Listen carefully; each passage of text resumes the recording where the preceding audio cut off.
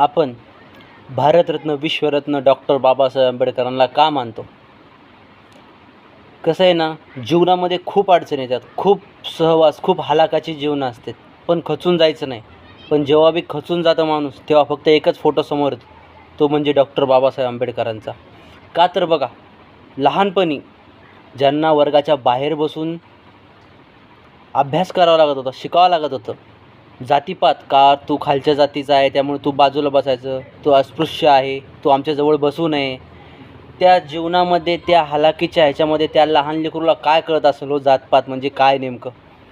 तेव्हा त्या काळामध्ये एक उदाहरण घ्या, जर आपण 4 मित्र जर बसून सोबत फोटो काढत असतो, त्यातलं फक्त एका जणाला समजा आपल्याला म्हणलं बाजूला व्हा, तुझ्यासोबत फोटो नाही काढतात, त्या टायमाला आपल्याला किती वाईट वाटतं.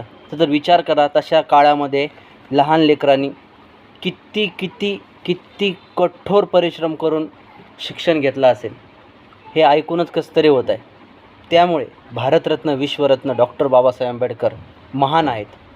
त्यांनी खूप अपार कष्ट केले आणि आज प्रत्येक देशामध्ये कुठे बी जा, डॉक्टर बाबासाहेब आंबेडकरचा फोटो भेटणार म्हणजे भेटणारच.